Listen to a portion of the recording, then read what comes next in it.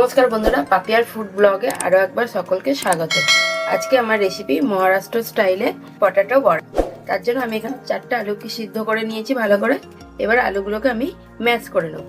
আলুটা ম্যাশ করে নিয়েছি, পুরো ভালোভাবে ম্যাশ করতে হবে না, এরকমভাবে ম্যাশ করে নিলেই হবে। এবার আমি আলুতে দেওয়ার জন্য মশলা তৈরি করব। তার জন্য আমি এখানে নিয়েছি 3টে কাঁচা লঙ্কা, 4 কোয়া রসুন, 25 গ্রাম মতন আদা নিয়ে নিয়েছি।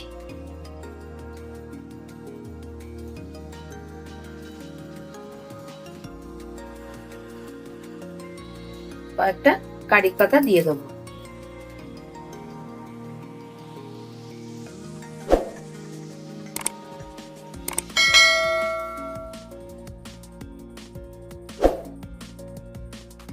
আমাদের বাটা হয়ে গেছে, দেখিয়ে দিচ্ছি কেমন হবে। এরকম ভাবে এটাকে পেস্ট করে নিতে হবে। এখানে মশলাটা রেডি করব, তার জন্য এখানে কড়াটা গরম করে নিয়েছি, দিয়ে অল্প করে সাদা তেল দিয়ে দেবো। খুব বেশি সাদা তেল দিতে লাগবে না। তেলটা আমার গরম হয়ে গেছে, আমি এতে শুকনো লঙ্কা কেটে কেটে দিয়ে দেবো। ছোট চামচের 1 চামচ সর্ষে, ছোট চামচের 1 চামচ গোটা জিরে। আবার একটু ভালো করে ভেজে নেব। কয়েকটা কারি পাতা একটু দিয়ে দেবো।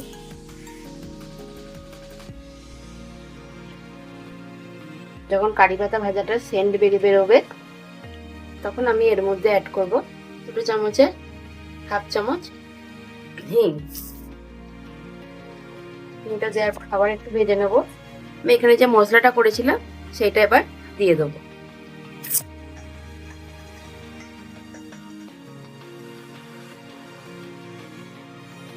এগুলোকে ভালো করে ভেজে নেব। মশলাটা পুরো ভালো করে ভেজে নিয়েছি। যে আলুটা ম্যাশ করে রেখেছিলাম সেই আলুটার মধ্যে এবার দিয়ে দেবো। আলুটার মধ্যে ভাজা মশলাটা দিয়ে দিয়েছি। এবার আমি দেব ছোট চামচের 1 চামচ নুন, চামচ হলুদ, কালারের জন্য দেবো 1/2 চামচি কাশ্মীরি মির্চ পাউডার। এগুলো সব দিয়ে এবার আলুটাকে ভালো করে মেখে নেব।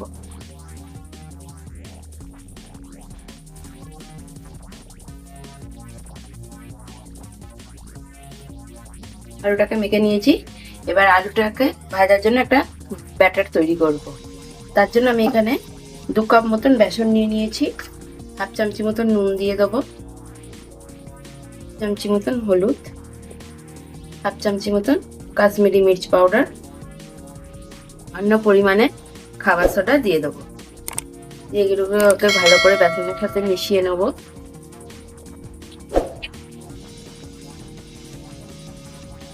অল্প করে জল দিয়ে দিয়ে ব্যাটারটা তৈরি করব।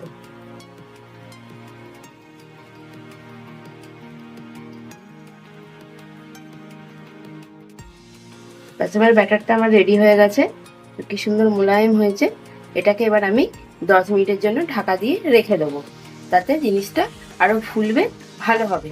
এরপর আমি যে আলুটা মেখে রেখেছিলাম আলুগুলোকে এবার একে একে বলের শেপে তৈরি করে নেব। এক করে বলের শেপে রেডি করে নিয়েছি। এবার এগুলোকে ভাজবো। তার জন্য কড়াইতে সাদা তেল দিয়ে দিয়েছি, তেলটা গরম হতে দেবো।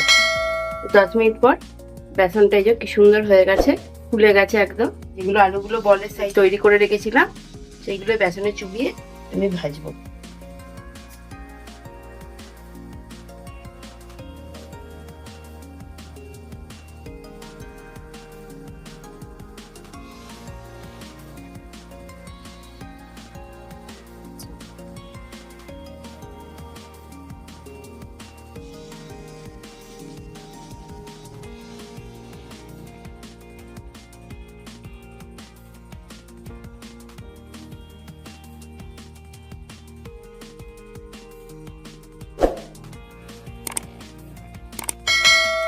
সবকটা ভেজে নেব।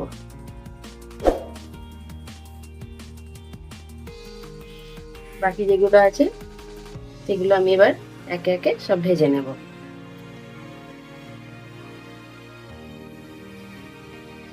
তৈরি হয়ে গেছে আমার পটাটো বড়া।